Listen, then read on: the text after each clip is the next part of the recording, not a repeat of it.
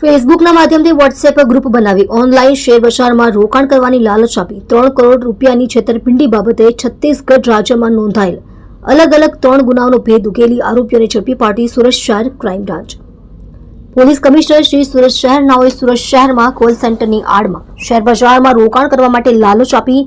Online ફ્રોડના ગુનાઓ આચરતા ઇસમોને શોધી કાઢી કાયદેસરની કાર્યવાહી કરવા સુરત શહેર ક્રાઇમ બ્રાન્ચને સૂચના આપેલ હોય જે અનુસંધાને સંયુક્ત પોલીસ કમિશનર શ્રી ક્રાઇમ તથા નાયબ પોલીસ કમિશનર શ્રી ક્રાઇમ સુરતનાઓના માર્ગદર્શન હેઠળ police inspector Shri DCB police station રાહબરી હેઠળ નાસ્તા ફરતા સ્ક્વોડના પોલીસ સબ ઇન્સ્પેક્ટર શ્રી ટીમના માણસો સાથે વર્કઆઉટમાં હતા. દરમિયાન છત્તીસગઢ રાજ્યના સાયબર પોલીસ દ્વારા સુરત શહેર ક્રાઇમ બ્રાન્ચનો સંપર્ક કરવામાં આવ્યો હતો અને તેઓના જિલ્લામાં જુદા જુદા 3 ગુનામાં ફરિયાદીઓ સાથે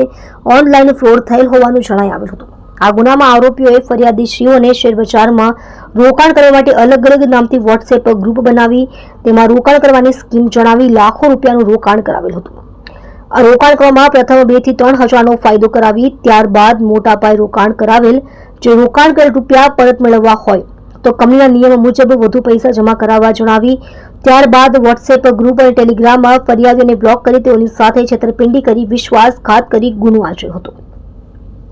સદર ચીટિંગ કરનાર ઇસમોના મોબાઈલ નંબરો સુરત શહેરના હોવાનું જણાઈ આવેલ હતું જેથી તેઓએ આપેલ મોબાઈલ નંબરોના આધારે તપાસ કરતા નીચે મુજબના આરોપીઓની ગુનામાં સંડોવણી હોવાનું જણાઈ આવેલ. પકડાયેલ આરોપીઓ આર્થિક રીતે નબળા અને પૈસાની જરૂરિયાત હોય તેવા ઇસમોને શોધી તેઓના નામે બેંક એકાઉન્ટ ખોલાવી તેઓને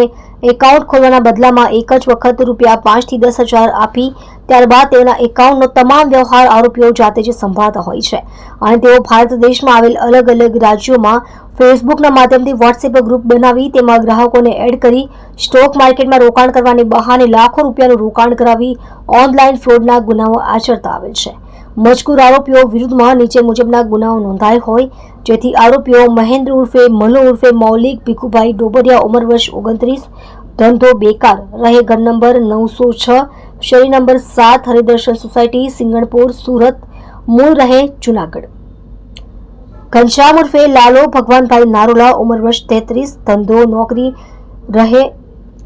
ઘર નંબર 245 નારાયણનગર સોસાયટી કતારગામ સુરત મૂળ રહે જિલ્લો અમરેલી. અભિષેક ઉર્ફે અભિ જયંતિભાઈ આજગિયા ઉંમર વર્ષ 26 ધંધો હીરાની દલાલી રહે 334 વૃંદાવન સોસાયટી કતારગામ સુરત મૂળ રહે જિલ્લો જુનાગઢ. યજ્ઞેશ પ્રવીણભાઈ શિયાળિયા ઉંમર વર્ષ 25 ધંધો બેકાર